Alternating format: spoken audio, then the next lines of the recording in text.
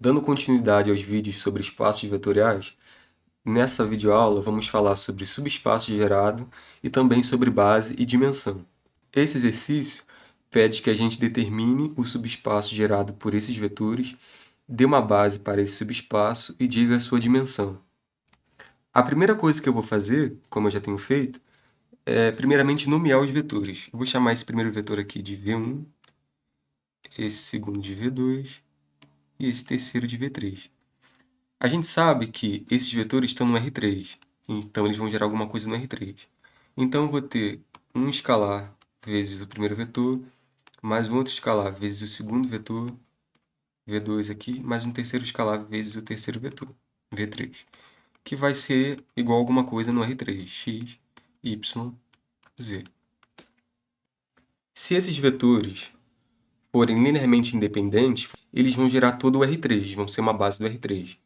Se eles não forem linearmente independentes, eles podem gerar uma reta ou um plano no R3. A gente vai verificar isso ao fim do escalonamento. Aí agora, substituindo os vetores aqui, eu vou ter o seguinte. Efetuando essas multiplicações aqui e fazendo a igualdade de vetores, a gente chega nesse sistema e desse sistema eu montei aqui a matriz aumentada. Agora vamos começar o escalonamento. Note que aqui eu já tenho o número 1 na primeira coluna, esse 1 aqui, que vai ser o meu primeiro pivô. Então, a primeira operação elementar que eu vou aplicar é a permutação. Vou fazer L1 permutar com L2. Após aplicar essa operação, eu chego nessa matriz. Aí agora eu vou zerar. Vou colocar aqui, ó, tem um pivô aqui. Agora eu vou zerar abaixo dele. Então, vou aplicar as operações elementares só na linha 2, porque a terceira já está zerado aqui. Então, vou ter L2 menos 2 vezes L1. Após aplicar essas operações aqui, eu chego nessa matriz. Note que a linha 2 e a linha 3 são proporcionais. Então, uma vai zerar com relação à outra. Então, a gente já sabe que esses vetores não formam um conjunto Li. Após aplicar essa operação elementar aqui, eu chego nessa matriz. Você deve ter notado que a última linha zerou, como eu havia dito. Então, para esse sistema ser compatível, ser consistente, esse termo aqui também tem que ser igual a zero. Então, vamos ter o seguinte, ó, que 3z mais 4y menos 2x sobre 3 tem que ser igual a zero. Essa aqui é a equação de um plano que passa pela origem, porque o d é nulo. Então, agora multiplicando 3 dos dois lados, eu vou ter o seguinte.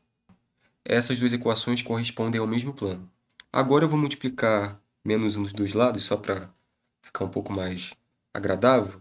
Vai ficar 2x menos 4y menos 3z é igual a zero. Então, temos aqui um plano que passa pela origem, que é o subespaço gerado por esses três vetores. Agora, ele pede também uma base e uma dimensão para esse subespaço. Primeiro, eu vou escrever esse subespaço aqui explicitamente. Eu vou chamar ele sei lá, S. S é igual... Aqui eu tenho x, y, z, pertencente ao R3, tal que vale essa equação aqui. 2x menos 4y menos 3z é igual a zero. Agora, eu vou reescrever esse subespaço de uma outra maneira. Eu vou colocar uma variável em função das outras. Eu vou colocar aqui x em função de y e z. Vai ficar assim. Eu vou ter que x vai ser igual a 4 sobre 2 vezes y mais 3 sobre 2 vezes z. Simplificando isso, eu vou ter que x vai ser igual a 2y mais 3 sobre 2 vezes z. Agora, reescrevendo o subespaço, aqui vou ter que S. Eu tenho essas coordenadas aqui, né? X, y e z. Aqui eu estou dizendo que x é igual a 2y mais 3 sobre 2 vezes z. Então, eu vou substituir esse valor aqui. 2y mais 3 sobre 2 vezes z. Aqui eu tenho que y e z são as variáveis independentes. Então, elas vão aparecer aqui, ó, y e z. Pronto. Escrevendo assim, eu acho mais fácil de identificar qual é a base do subespaço. Agora, eu vou colocar as variáveis y e z em evidência, a partir desse conjunto aqui. Então, eu vou ter que y, na primeira coordenada, o coeficiente de y é igual a 2, na segunda é igual a 1, e na terceira não tem y, mais z vezes. Na primeira coordenada, z, o coeficiente de z é 3 sobre 2, na segunda não temos z, e na terceira é igual a 1. Então, essa aqui é uma das bases desse subespaço vetorial. Um subespaço vetorial tem infinitas bases, porque se eu variar o valor de y e de z, eu obtenho uma outra base equivalente.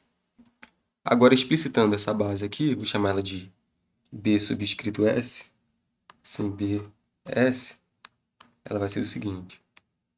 O primeiro vetor vai ser 2, 1 e 0, e o segundo vetor, 3 sobre 2, 0 e 1.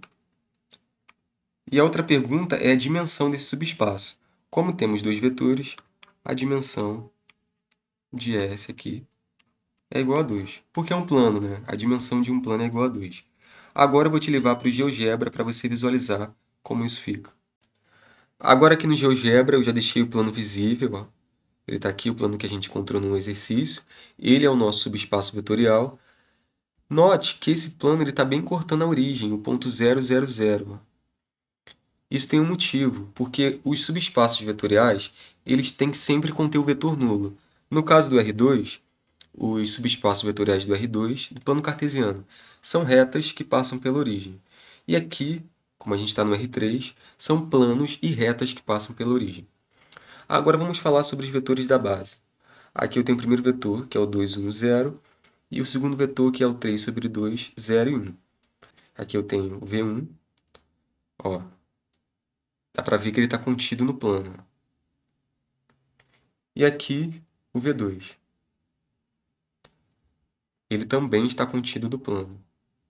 Então, no caso aqui, a base de um subespaço vetorial, quando ele é um plano, são vetores linearmente independentes que estão contidos no plano. Obrigado e até o próximo vídeo.